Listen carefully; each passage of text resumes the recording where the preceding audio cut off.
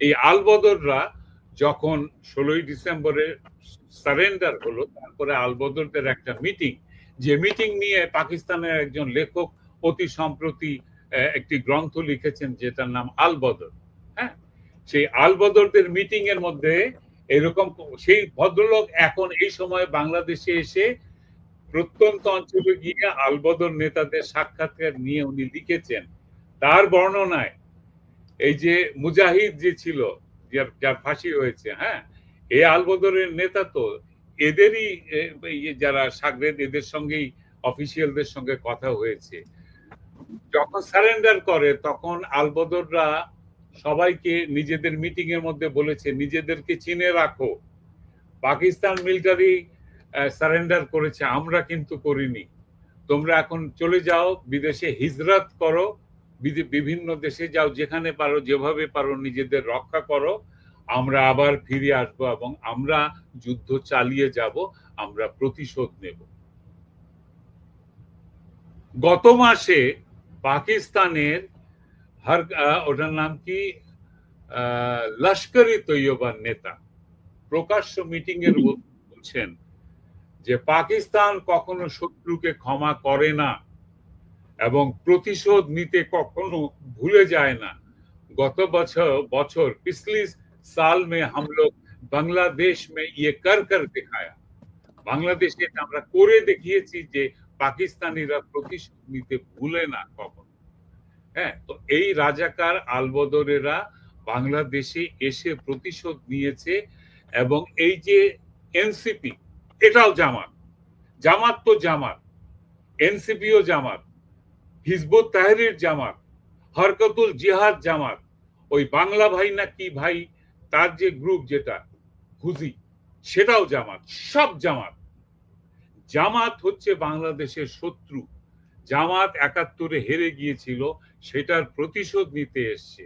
NCP নামক এই যে নব্য সদ্য প্রসূত রাজনৈতিক দল যেটা করেছে, এই ছেলেদের কোনো রাজনীতির কোনো ইতিহাস নাই। এরা গোপনে চক্রান্ত করে, প্রতারণা করে, ছাত্রলীগের ভেতরে ঢুকে এরা তাণ্ডব চালিয়ে ছাত্রলীগকে ডিফেস করেছে, ছাত্রলীগেরই বদনাম করিয়েছে এরা, করে এখন সব ঝেড়ে ঝুড়ে দিয়ে বলছে আমরা ছাত্রলীগ ছিলাম না, আমরা এটা ছিলাম।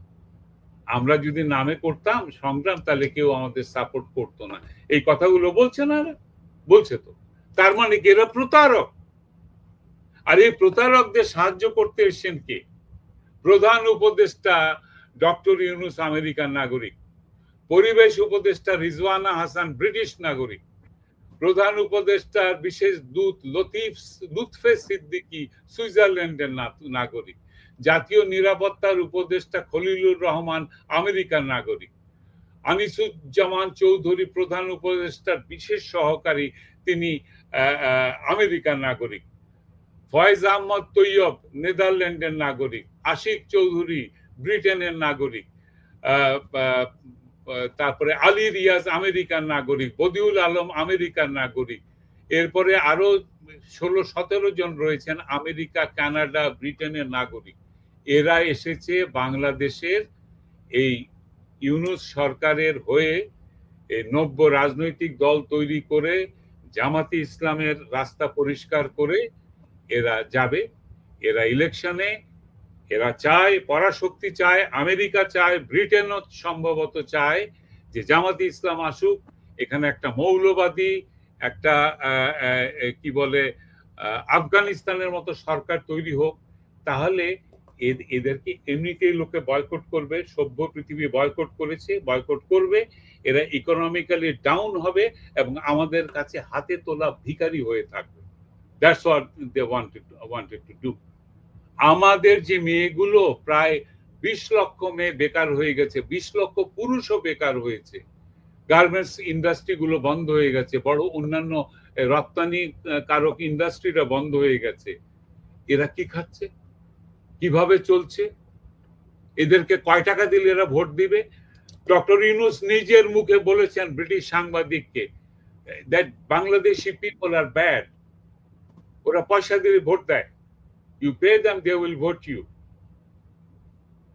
এবং উনি এদেরকে ভিখারি বানিয়ে তারপরে এদেরকে পয়সা দিয়ে ভোট কিনে নিয়ে এনসিপিকে উনি ইয়ে করবেন। আজকে আমি বলছি যে কোন কারণে স্বর্গের কোন দূত যদি নেমে আসেন অথবা আমেরিকার কোন দূত বা ব্রিটিশের কোন দূত বা চায়নার কোন দূত যদি বাংলাদেশে দাঁড়িয়ে বলেন, এই শাট আপ, স্টপ, ভোট হবে, সবাই ভোট দিবে, আমি বাজি রেখে বলতে পারি বিএনপি হয়তো পাবে কিছু, জামাত পাবে না, এনসিপি তারা খাবে, তারা দৌড়ে পালিয়ে যাবে।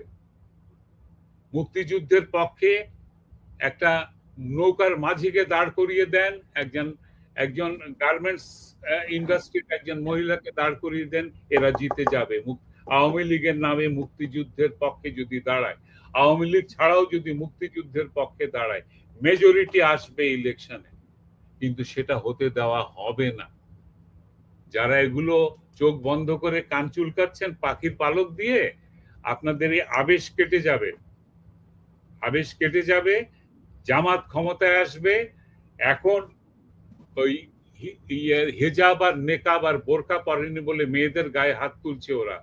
আপনার দাড়ি নেই কেন সেই জন্য আপনাকে মার খেতে হবে, আপনার কপালে কেন সেজদার দাগ পড়লো না, জোরে জোরে সেজদা দেওয়ার কালো দাগ, সেই কারণে মার খেতে হবে আপনাকে। পাকিস্তানিরা যেরকম লুঙ্গি খুলে দেখেছিল মুসলমানি হয়েছে কিনা, জামাত সেটা করবে, তখনও জামাত করেছিল, এখনো জামাত করবে।